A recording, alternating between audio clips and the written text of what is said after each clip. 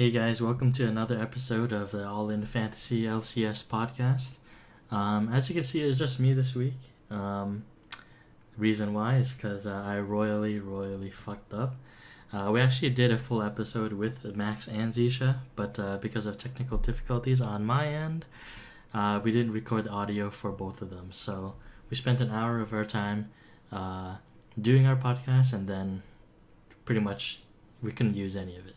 So I'm just gonna make a quick recap here, just so that you guys at least get something this week, and yeah, maybe you guys or whatever we have is gonna help you for your fantasy podcast. I mean, fantasy leagues. But anyways, so a couple of points that we wanted to talk about. We each had a few things that we wanted to say. Max pretty much wanted to comment on the best of 2 formats and best of 3 formats. Things he wanted to point out was the fact that he doesn't like a best of 2 because he thinks that most teams are not really good enough to go 2-0 on a weekly basis. So usually the games do end up in a tie or something like that, and it results in the teams not scoring a lot of points. Sure, this may affect things on an LCS level and everything like that, but it really doesn't matter in terms of fantasy. Regardless of whether those teams get points in LCS, isn't going to matter so much in terms of the points that they're going to get us in terms of fantasy LCS. So it's not a big deal. For myself, I wanted to point out that Adrian is no longer the unanimous best support in fantasy LCS. In my opinion, we have 2 supports that are making a big case for themselves, at least in week 1. We have X Special and Yellow Star. The return of X Special, and I guess you can kind of say the return of Yellow Star, as he had a very underwhelming spring split in NA. And X Special, tremendous performance. He scored 4th in total points in week 1 out of all players, and pretty much led his team, other than the fact that Keen got higher points than him. So this is a ridiculous achievement for support. So 99.22 points, incredible. I think he can keep it up, but we'll have to see, I guess. Yellow Star, also amazing, 86.42 points. Again, it's only week 1, but to me this looks like it's pretty promising, and you don't have to worry about Adrian just constantly stomping your face week in and week out. You have other supports to choose from now. Speaking of players that have returned, we also have Medios. Medios made his return. His stats over 6 games was an impressive 18 kills, 7 deaths, 52 assists. That's tremendous. The KDA is ridiculous, and then in terms of the points that matter, they were 13 points, 4 deaths, 42 assists. And again, this is the first of 2 format, not the best game or best match format. I also wanted to make a prediction. You heard it here first. I don't think CLG is going to be in the top 4 in NA this year. They're looking not so good, and also a lot of teams in NA are a lot better. So I think CLG is not going to have an easy road to the top. Zisha wanted to point out things like certain teams not performing well at all. They're just tanking pretty hard. Team Liquid is another team on top of CLG that didn't do well. NRG. Honestly, I never believed in NRG in the first place, so it's not too surprising to me. And then also Origin. Origin didn't do too well at all either. So Origin, we'll talk about him, this team later on. They could potentially turn some things around. Some question marks that he had was Apex. Obviously, Apex did a fantastic job in week 1, but he's a little bit skeptical about whether or not they can keep up that kind of performance and be a contender. I'm a believer in Apex. I watched their games and they look like a really strong team. I actually compared them to G2 at the beginning of the spring split. They're really scrappy. They're willing to fight. They're willing to grab objectives. They're not afraid of skirmishes at all. C9 looks like they did really well. Z is pretty happy at their performance without high, and all of the players have seemingly increased in value. Obviously, if you had any C9 players last year, Rush didn't do too great for what you would expect, and of course, Balls is kind of a non-factor. Impact this split so far for week 1, Meteos both playing exceptionally well. Bunny Fufu and Smoothie doing really well in the limited number of games that they played, and also Jensen doing Jensen things, bodying fools, as well as Sneaky, a consistent player all around. Fnatic also looked good in their first week. I guess Yellowstar being back at the helm really solidifies their play style and their identity. And Reckless looks amazing with Yellowstar. He must be pretty happy. Mighty Bear, not so impressive so far. But yeah, that's pretty much it in regards to that. We can look into our league results. As you can see here, actually this is the week 2 matchups. Let me go over to week 1. So with week 1, you can see, let's see, how to skill shot versus squad gang tribe. So this is Steph, and then we have Tim's team. Steph originally had Dardoch in her lineup, but then as she was trying to put in Mighty Bear instead, he was already locked out, and she forgot to put Dardoch in. Which at the time it didn't really matter because no one really expected him to play anyways, but I don't know why. Well, we do know why. It's because TL sucked ass. But yeah, they ended up lifting his suspension and they put him in. Yeah, her team looks really, really strong. 459 points. Honestly, I would say that this is the second best team once Dardoch is put into her lineup. And then Tim's team, not so impressive. Not excited about much of his players at all. Pretty one-sided, easy win for her. We have my team now, Peel for me, and then I faced Max. So this was a pretty lopsided match as well too. Of course, the G2 solid games. The players themselves didn't do that great. The team did much better. Seraph, I'm a huge believer in Seraph. He was my 4th pick. I'm gonna ride the Seraph hype train. If nobody else is on this train with me, I can just be the conductor by myself. Wild Turtle performed really well. Kind of expected. Immortals is gonna do pretty well usually. Matt didn't do too well. TL didn't do well at all, so I end up dropping him later, as you'll see.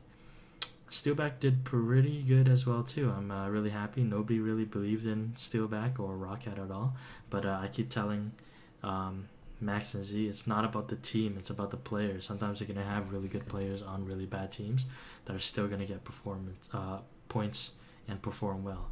Another guy that will kind of fall into this category is Mr. Raleigh. So those are kind of guys you want to look into, and if you have a slot for an 80 carry, it might be worth picking him up and using him as a flex if you don't have anyone better. Max's team, I guess the Immortals players did pretty good. Forgiven completely shit the bed. We'll talk a little bit more about Forgiven later on. GBM didn't do too well either. He got stomped.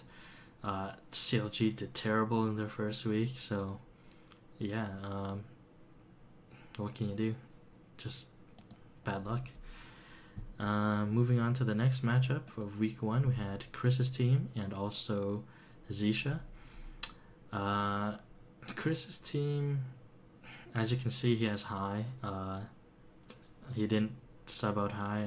I think he made those adjustments for week 2. Stixay did pretty good considering that CLG was crap. Origin shit the bed for him, SOAS shit the bed. Rainover did well. Fnatic did extremely well, so that definitely worked out for him. But I don't know. Maybe depending on what Chris does with his team, he can potentially make a case for himself later on in the league. Zisha's team, in my opinion, I think this is the best team in our league right now. Looking at it like this is not that impressive, but he actually does have the rest of TSM. He has Hanser, he has Svenskeren, and he also has Biofrost. And if you guys play Fantasy LCS, you know that all 5 of them performed exceptionally well. So he can easily play his entire TSM lineup and have Spirit or something playing his flex, and he can dominate. He's going to be a really tough team to stop if TSM continues to play the way that they do. So that brings us to our rankings, I guess. The current standings right here, as you see at the bottom, we have Tim's team. Then we have Max, Chris in 4th. Steph is 3rd, but I do believe that she's going to have the second best team. Myself in 2nd, and I think my team is probably around 3rd. I need to figure out a way to make it better. And then we have Azisha's team in 1st, and chances are it's going to stay that way. So let's move on to matchups for week 2. So this is what's going to be happening this coming week, and some of the changes that we've done to our lineups to try to improve and better our team. Let's start with Steph's team. She still hasn't put in Dardoch yet. She will. And the rest of her team looks pretty solid. I don't think I would make too many changes to this. Maybe Piglet.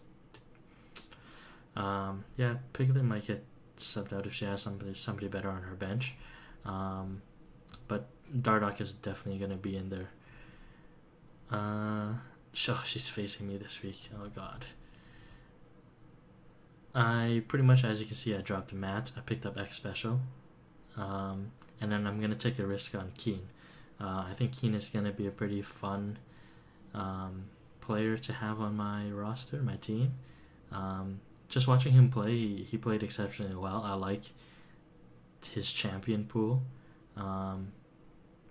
So he definitely is going to mix things up. It's not going to be as boring to watch.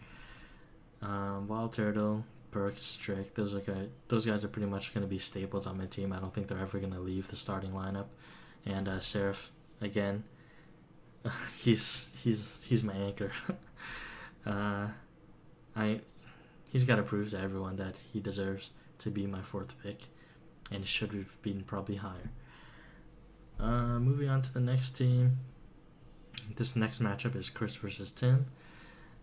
Chris has Ray. He dropped, I don't remember who he dropped, but he picked up Ray. Ray performed exceptionally well. I actually really like the way he played in week 1 as well too, and maybe he does have what it takes. We'll have to see.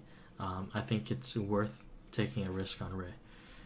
Reckless and Febvin, definitely guys you are going to keep in your lineup from the way that Fnatic played. Bunny Fufu, he also has Smoothie. Both supports did really well. They scored pretty well considering that they only played, I think, 3 games each. So once one of those supports does lock in the starting position, you can just drop the other one. Not a big concern at all. Huhi didn't do too well last week. Riot rankings expect him to do well, but I'm not a believer in CLG right now, at least. And Cloud9, I think Cloud9 is going to put up some pretty good points, so it's going to be an interesting match here. I think he's going to beat Tim's team. That's my prediction, at least. Alright, moving over to the match of the week. We have Zisha's team versus Max, and as you guys see, they kind of had a little bit of fun with this, putting in a full TSM line, and he put in Nuke Duck instead of instead of who's the Spirit. Interesting move. Maybe this is due to a matchup decision. I'm not a believer of Nutak either, so I would probably put in Spirit over Nutak. But yeah, we'll see how that goes. Max's team, he went with Envy. I really like this too because I'm a big believer in Envy. I think Envy is going to be top 4. Ninja, Proxen, Laud, they're doing pretty solid, and if they keep it up, I think they can be in the top 4 at the end of the split. And of course you have Huni and Adrian. Freeze, I'm not a big believer in Freeze either, but the season is still young. The split is still young. Alright, so that's pretty much a wrap for our fantasy league. And I guess we can go on towards some predictions that we made for week 2. So here we go. Okay, so starting at the top lane, we have, of course, the Riot rankings of their top 8 players. And then let's start with Max and Z since they're not here right now. It looks like more or less their picks are the same. They really believe in Hanser. They're high on Huni, Gamsu, Impact, and deservedly so. Max has very high faith in Seraph, even more so than me, and I'm a big believer in Seraph, but just based on matchups, I don't think he's going to do as good as Hanser, Gamsu, and Impact. We have Ray in there, kind of as a wild card, all of us. Odo Amne. I have Huni pretty low, just because Immortals doesn't look too strong right now. I mean, they still look good, but once we get to mid lane, I'm going to talk about that a little bit and expand on it. But because of that, I have Huni not as high as maybe I usually would put. Moving over to jungler, all of us are huge on Trick. G2 has a really good week for them. It's going to be an easy week, so I think they can just rack up points. Unless they just end the games way too quickly to get any points. Hopefully they're going to scrap a lot and get a lot of kills. Max and Z, they have Rain over second. Svenskeren, they have them pretty high too in Spirit, Interchangeable, Proxen, Meteos, Xmithy, Jankos. They pretty much have identical picks other than the 3rd and 4th. For me, I have Proxen very high just because Envy has a really good week as well. And Proxen, just based on this week 1, he did extremely well. Shrimp playing on Apex, I believe. He also had a really good week, and although Apex doesn't have an easy week, I still believe in Shrimp just because of the Apex playstyle. I think they're going to skirmish and fight a lot, and even if they lose, I think they're going to rack up a good amount of points. Jankos, I have him up there because I guess next to Trick, I think he's maybe the best or second best jungler in EU, and following like Spirit following really closely. Rainover in 6th place because again I have issues with TSM right now. And Meteos did really good in his week 1. He didn't play like we know him playing in previous seasons, where he was very, very farm heavy, but he still knows how to be in the right place at the right time, and he's very involved right now. So the Meteos to Sneaky connection is, I think, gonna help him a lot. Mid lane. So mid lane, Perks, Bjergsen, these guys are definitely at the top of our list. Fox has done really well. I actually temporarily had Fox for about like a day, maybe 2, and I ended up dropping him for Keen because I wanted to take the risk. Otherwise, I would have stuck with Fox because I think he can be somebody who contributes consistently on a regular basis. Paul Belter dropped for a lot of people, and if you look at myself and Z, I think Z actually wanted to put Paul Belter in here somewhere, but he didn't. But for me, I don't even have Paul Belter in my top 8, and the main reason is because the way that the split pushing, or I guess, what do you call it, the lane swapping at the beginning of the games, it's happening really fast now. The trading turrets really quickly, and then after that it's just a lot of skirmishing in mid. I think last split it wasn't as quick, and Paul Belter was allowed to farm safely and in the end to make an impact at late game. Right now there's so much happening in mid, it almost seems as though they're targeting him out, and in my opinion, I think he is the weak link in Immortals, and if he keeps getting killed and becoming a liability for the team, it's gonna make it really hard for Immortals to get back to the level that they were. So they got to figure something out in regards to that. Not much else to say about the mid. Everyone else put Keen there for their wild card, I guess. 80 carry. 80 carry was an interesting one. So we have Sven from Riot. We have Reckless. Max really believes in Sneaky. I don't know why. But he has him at the top. Sven, we all have him really high. Double lift, yeah. Turtle I have pretty low. Again, I'm not a believer in Immortals. I actually have Kabi in my top 8, just because of the way he played in week 1. I really liked it, and I think his team maybe has something going on, and if they can keep it up, why can't he be in the top 8? Freeze. I'm not really impressed with Freeze, and Stixay. I think Stixay is overrated. Yeah, I'm gonna say that now. I think he's overrated, and I don't believe in him at all. Support. Biofrost. He's first, second, and third. Top 3 for all of us. He's playing exceptionally well, and he's not like Yellowstar or X Special, who are gonna be shot calling, or Adrian, who's literally just protecting his entire team. But Biofrost, I guess he's very the word is right at the end of my tongue.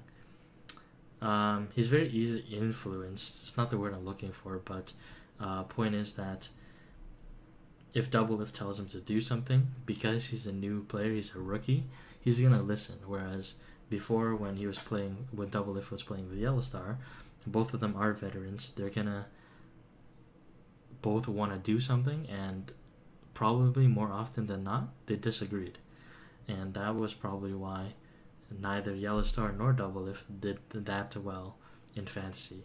And with Doublelift having Biofrost, and Biofrost he's gonna listen to the veteran, he's gonna do what he needs to do to help Doublelift. Doublelift is gonna make those plays that he is known to make, and that's gonna help Biofrost's numbers for sure. Adrian, he's still gonna be a top support. I think the top 4 supports are pretty solid, between X Special, Yellowstar, Adrian, and Biofrost. After that, 5th would probably be somewhere between Afromu and lower. I don't think Afromu is great for fantasy, especially with the way CLG is doing right now. But these top 4 supports are gonna provide you with really good points week in and week out. If you don't have one, kind of a shame, and I highly doubt that these guys are still available in your league right now. But the rest of these guys, you can kind of take a look at them, maybe play them, put them in and out of your lineup if you really need to. But if you already have a support, there's no sense in putting a support into your flex position. Get a position that has the ability to provide more points. But if you have shitty supports on your team and you need it just on a week-to-week basis, this week, I don't know. Spraddle looks like he's gonna have a pretty good week. Maybe hybrid, Hakuho, and Aphromoo. Aphromu's a wild card every week. He can either have a really really good game or a really really shit game. So, teams, top 8 teams. It's more or less very similar between everyone again. G2, number 1 across the board. We have a lot of belief in Envy. TSM, Fnatic, C9. These are pretty much the teams that are going to score big points in week 2. After that, it's going to be pretty risky because EU looks really, really strange right now. Only one team went 2-0. So, I don't know, potentially going to be a couple of teams there like Shulk. They could get some decent points based on their matchup, so it's good to look out for them. Keep an eye out for EU teams. Once they figure things out, you'll know which team's there to pick up if you still need a team. They're kind of like NA from last year, where there's so much change in the teams between players between different teams that they're going to need to figure things out. Whereas TSM right now, I mean, not TSM, but North America right now, teams haven't changed significantly. Lineups are relatively more or less the same, so they already have their identities. They don't need to figure much out, and they're playing really well in NA. So that's pretty much a wrap here. And I do want to go back to a couple of things. We don't have Origin up here at all. And I also mentioned that, where was it? Oh, 80 carries. Forgiven. We want to talk about Forgiven. He, as of today, so if we put out our actual episode yesterday, even though our audio didn't work, we wouldn't have known that Forgiven is no longer the starting ADC for Origin, and Xpeke is actually going to be filling in an AD carry until they find a replacement. Some people are gonna think this is crazy, but personally, I really like this move because I'm a big fan of Xpeke. I think Origin plays on a completely different level when Xpeke is in the game, and I think his shot calling is just as important as some people would say High's shot calling is in C9. So even though he's not playing mid, you have to be realistic. Xpeke has been playing the game since the beginning. He's not going to go into a role and not know how to play it. Okay, so don't think that he's going to be bad in AD carry. I don't believe that's going to be the case, and I believe that you are going to see that this week. If you don't have a good Xpeke, I would pick him up just as a stash, and maybe he will be really good.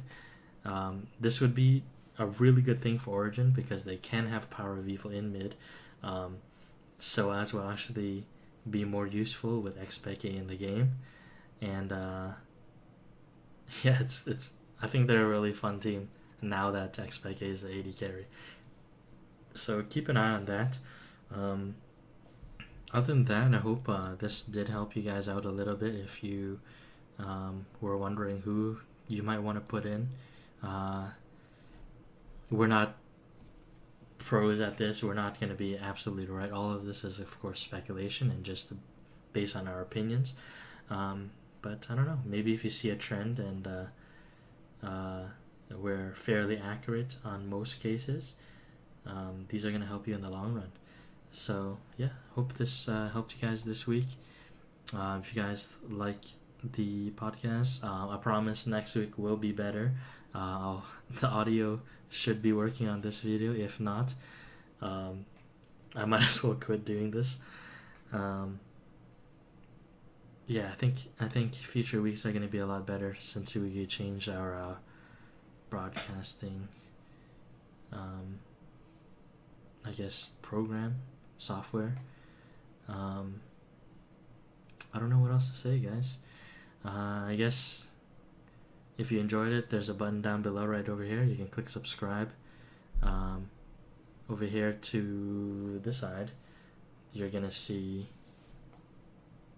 I guess, videos that you can click that we did in the past, different playlists, and all the way over to that side, you can watch some of our previous episodes or another video. I don't know what I'm gonna put up there yet, but yeah, hope you guys enjoyed this. See you guys next week, and good luck in all your week 2 matches. Peace.